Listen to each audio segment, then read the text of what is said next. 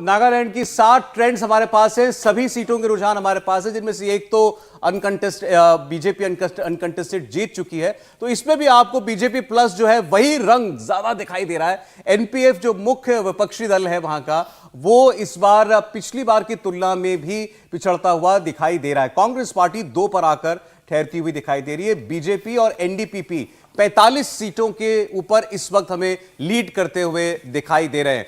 नलिन जी, बहुत उत्तर पूर्व की बात हुई अभी, लेकिन कांग्रेस पार्टी के सहयोगी हमारे साथ थे, उनका खासकर नागालैंड को लेकर के ये आरोप था कि उनके एक उम्मीदवार जिन्होंने अपना नाम वापस ले लिया, उसके पीछे भी बीजेपी का दबाव, धनबल जो कह लें वो था, और आपने वोट को भी इफेक्ट करने की कोशिश की। उनका कहना था बड़े पैमाने पर शराब बांटी गई है।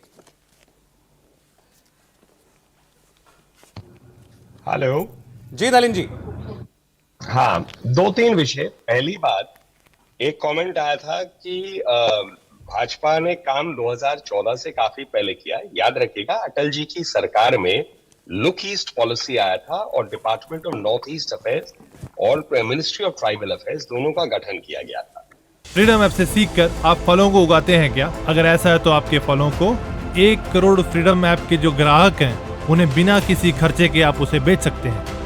तो ये शुरुआत वहीं से स्टार्ट हुई थी, एनडीए से, focus on the north east, जो मोदी जी ने बहुत खूबी से, बहुत मेहनत के साथ आगे बढ़ाया। दूसरा कमेंट था कांग्रेस पार्टी को लेके। देखिए, कांग्रेस पार्टी इररेलेवेंट हो गई है।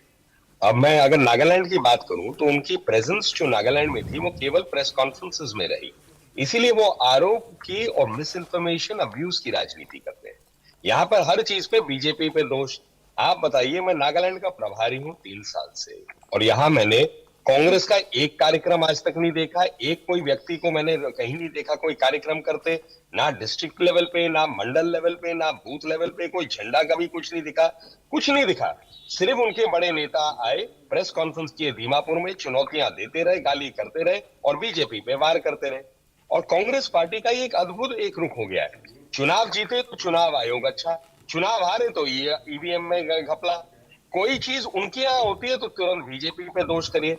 जनता से उनका कट गया है कनेक्शन। आप जो देखिए नलिन जी कांग्रेस पर आरोप लगा रहे हैं, उस पर तो कांग्रेस पार्टी से ही हम जवाब लेंगे, लेकिन नलिन जी अभी तक के जो रुझान है, आपकी 3 साल की मेहनत रंग लाती हुई दिखाई दे रही है। प्रधानमंत्री नरेंद्र मोदी के फेस पर यह चुनाव लड़ा गया और बार बार आप ये कह रहे हैं कि केंद्र की नीतियां, योजनाएं वो लोगों तक पहुंच रही है और वही रिफ्लेक्शन दिखाई दे रहा है। नलिन जी, बहुत शुक्रिया इंडिया टीवी को समय देने के लिए, और जैसे ही नतीजे पक्के हो जाते हैं, तय हो जाते हैं, एक बार फिर आपसे जरूर हम संपर्क करेंगे, चर्चा करेंगे। फिलहाल शुक्रिया।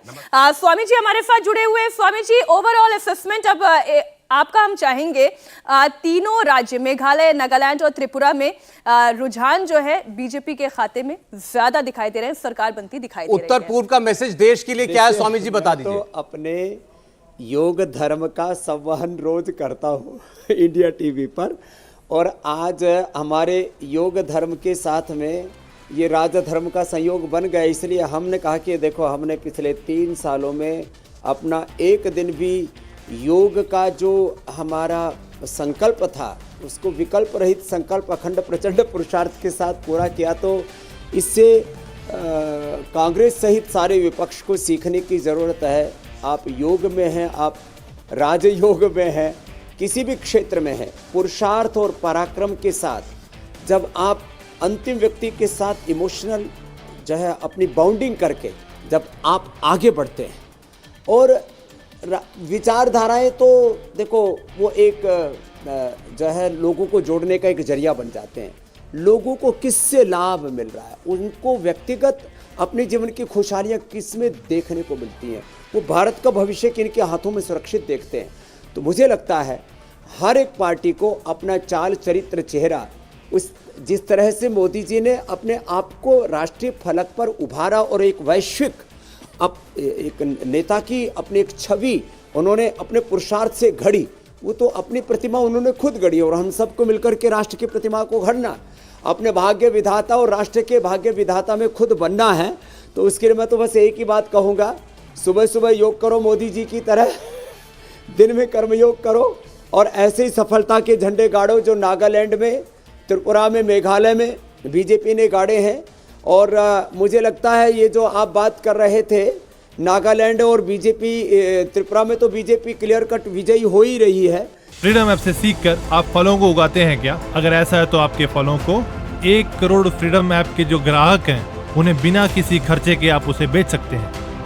मेघालय में जो ये अन्य हैं, अदर्स हैं, उनको भी वो हार माला डाल करके और जो है योग ये इसमें ज्यादातर ममता जी के विधायक हैं स्वामी जी। इसमें पर भी जो थोड़ा मुश्किल होगा।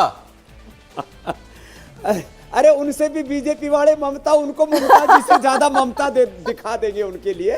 तो ममता जी की से भी ममता ज्यादा भारी बीजेपी की पड़ेगी तो उधर ही ना आएंगे।